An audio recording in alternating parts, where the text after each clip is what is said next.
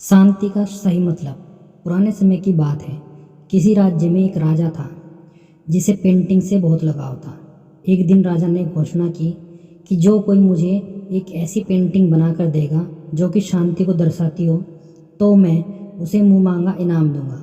जिस दिन फैसला होने वाला था उस दिन एक से बढ़कर एक चित्रकार इनाम जीतने की लालच में अपनी पेंटिंग्स लेकर राजा के महल समय पर पहुंच गए। राजा ने एक एक करके सभी की पेंटिंग्स देखी। सभी पेंटिंग्स में से राजा ने सिर्फ दो पेंटिंग्स अलग रखवा दी। राजा को वो दोनों पेंटिंग्स बहुत ज़्यादा पसंद आई थी। इन दोनों में से किसी एक को इनाम मिलने वाला था। पहली पेंटिंग्स एक सुंदर शांत झील की थी। उस झील का पानी बहुत साफ था।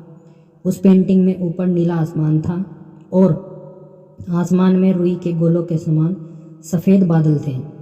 ये पेंटिंग में शांति साफ नज़र आ रही थी।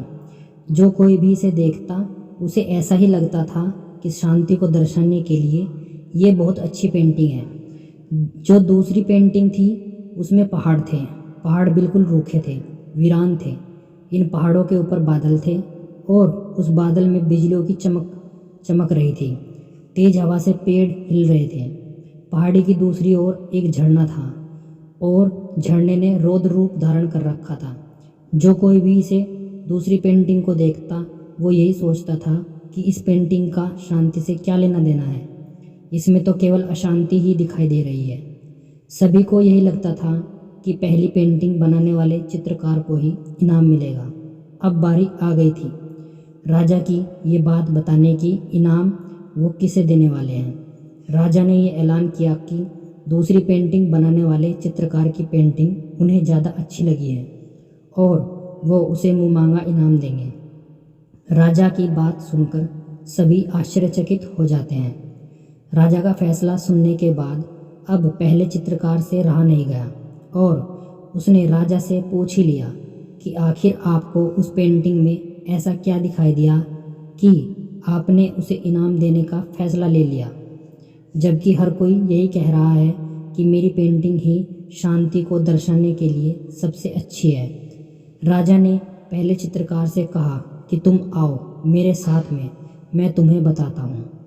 राजा उस चित्रकार को दूसरी पेंटिंग की ओर ले जाते हैं और कहते हैं, झरने के दाईं ओर हवा से एक तरह झुके हुए इस वृक्ष को देखो। वृक्ष की डाली पर बने हुए इस घोंसले को ध्यान से देखो। देखो कैसे एक चिड़िया कोमलता से, शांत भाव से अपने बच्चों को भोजन करा रही है। राजा ने वहाँ पर हाजिर सभी लोगों को समझाया कि शांति का मतलब ये नहीं है कि आप ऐसी स्थिति में हो जहाँ कोई शोर नहीं हो, कोई समस्या नहीं हो, सब कुछ अच्छा ही हो। शांति का मतलब तो ये होता है कि आप हर तरह से अव्यवस्था, अशांति के बीच भी शांत रह पाओ और अपने लक्ष्य पर ध्यान केंद्रित कर पाओ। सभी लोग अब अच्छे से समझ गए कि राजा ने दूसरी पेंटिंग को क्यों चुना। हम सभी को अपनी लाइफ में शांति चाहिए। अक्सर हम शांति के मतलब को गलत समझ लेते हैं और उसे बाहरी दुनिया में ढूंढने लगते हैं, जबकि हमें शांति पूरी तरह से हमारे अंदर से ही मिलती है। आशा करता हूँ ये कहानी आपको ज़रूर पसंद आई होगी। कहानी के बारे में अपनी राय हमें कमेंट करके ज़रूर बताएं।